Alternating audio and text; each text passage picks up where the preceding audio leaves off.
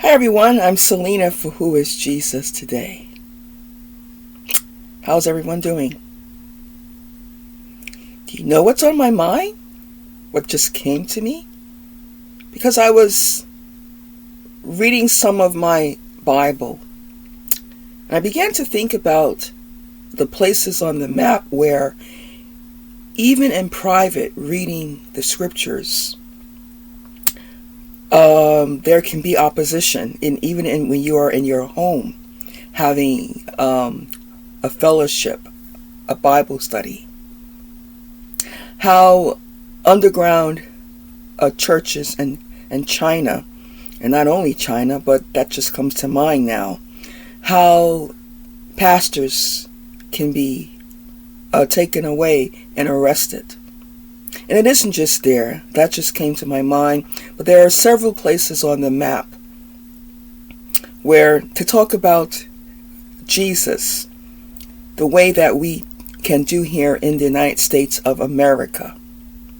Also in Latin American countries too. And in the Caribbean countries.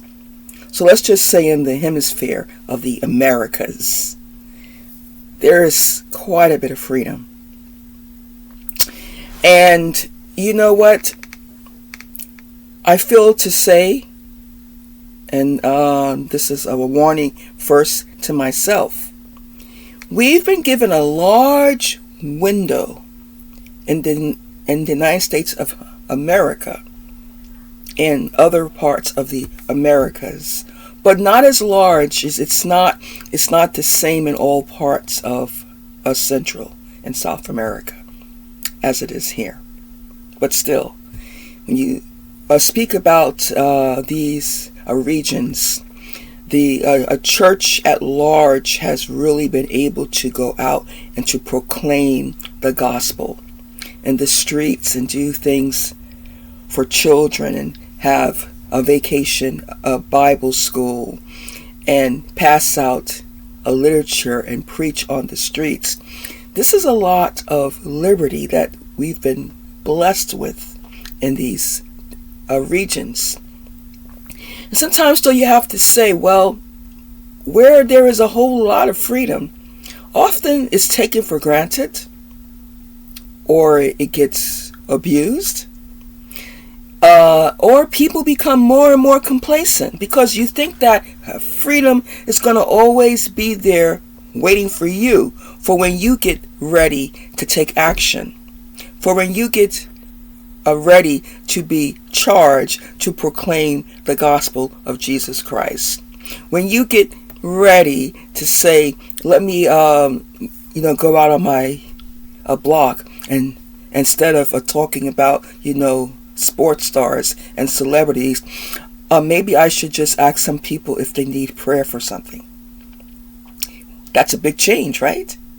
And so you think, well, I should have maybe spent my time outside today with my neighbors talking about God if they have any needs that I can pray for, instead of spending my time talking about these athletes and celebrities who really don't care anything about a whole lot of us, right? Because, it's the public that makes them who they are, okay? And I'm not against athletes. I do like some sports too. I happen to be a soccer fan and a baseball fan, okay? So yeah, but still, where do we spend a whole lot of our time?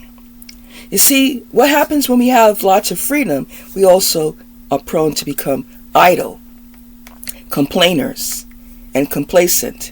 And sometimes we feel we are entitled to more and more freedom and liberties. And I'm not really knocking that. But what will we do with the measure of freedom that we've been already given? And for a long time in this region of the world, there's been quite a bit of freedom for the sharing of the gospel. I have, years back, I have been outside with a street outreach and evangelism. Entire choirs singing out on the street in a park. Yeah, that's freedom. Could you imagine the places in the world where that could never happen? There's a lot of places on the map. So, I'd like to ask today, what will we do with our freedom that we have left? We can see progressively, it seems to be diminishing. There's a pulling away from it, away from it. I'm all for, myself, free speech and free thinking and making your own choices. Even if they're not the right ones, they are yours and you made them, and you have to live out the consequences. But let's not also abuse our freedom. Let's make sure we use it well.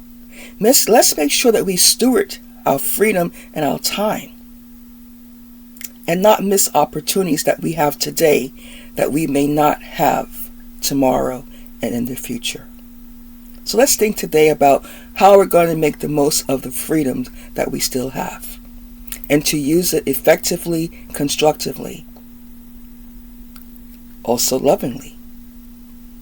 You can like and subscribe. Until next time, shalom.